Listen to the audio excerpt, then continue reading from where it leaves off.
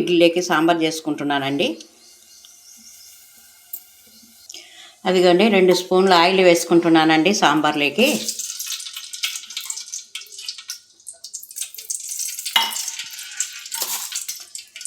కొన్ని మెంతులు వేసుకుంటున్నానండి. మెంతులు వేసుకుంటే మంచి స్మెల్ వస్తుందండి సాంబార్లోకి. కొద్దిగా ఆవాలు జీలకర్ర కూడా వేసుకుంటున్నానండి. నేను చిన్న ఉల్లిగడ్డలండి నేను తరకలేదు, ఇలాగే వేస్తున్నానండి. చిన్న ఉల్లిగడ్డ ముక్కలు ఇలాగే వేసుకుంటున్నానండి.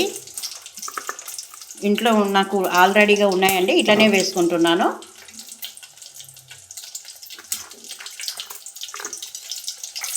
ఒకసారి బాగా కలుపుకుందామండి.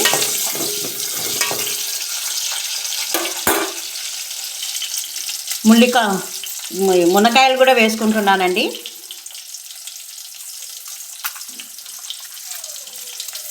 ఆలుగడ్డలు కూడా వేసుకుంటున్నాను.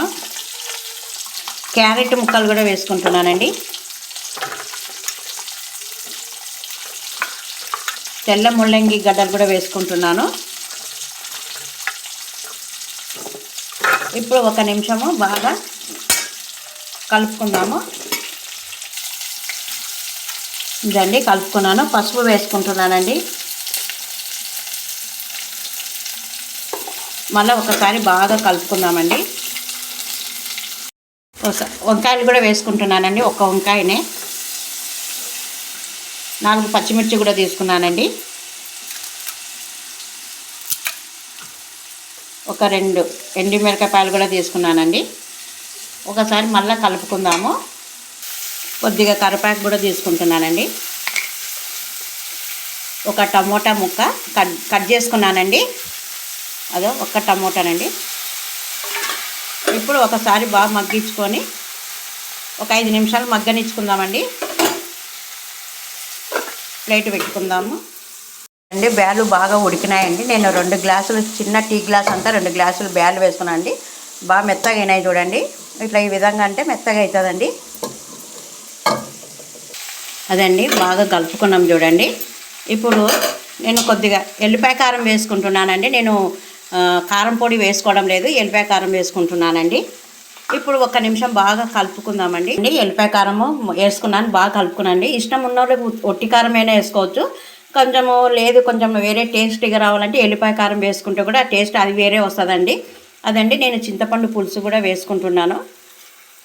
1 టమోటా, లావు టమోటా వేసినానండి, సరిపోతుంది పులుపు నాకు. ఇది ఒక 5 నిమిషాలు మగ్గనిచ్చుకుందామండి బాగా. అదండి బ్యాలు కూడా బాగా రేముకున్నానండి. అదిగండి నేను ఉప్పు వేసుకుంటున్నాను. అప్పుడు వేసుకోలేదండి. ఇప్పుడు మనకు తగినంత ఎంత కావాలో అంత ఉప్పు వేసుకోవాలండి సాంబార్లోకి.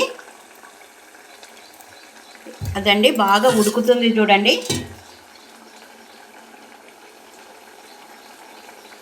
అదే ముక్కలు కూడా బాగా మెత్తగా ఉన్నాయండి. మనం ఇప్పుడు సాంబార్లో మనం రేపు పెట్టుకున్న కందిపప్పు దీంట్లోకి వేసుకుందామండి.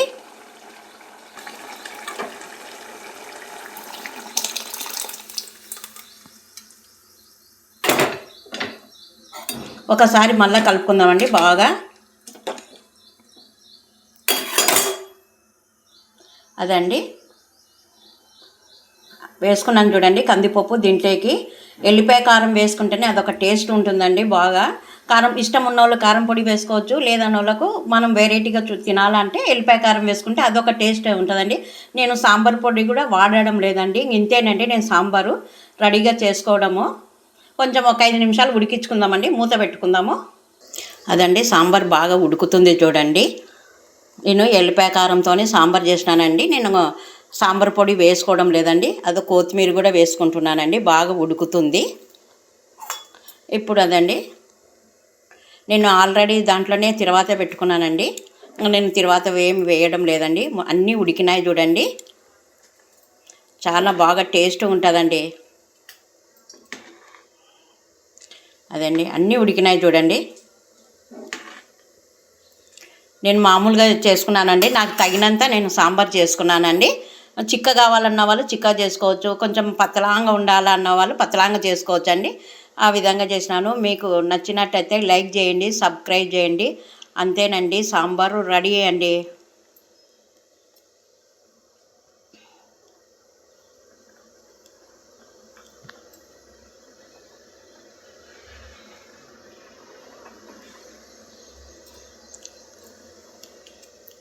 సింపుల్గా సాంబార్ చేసినానండి.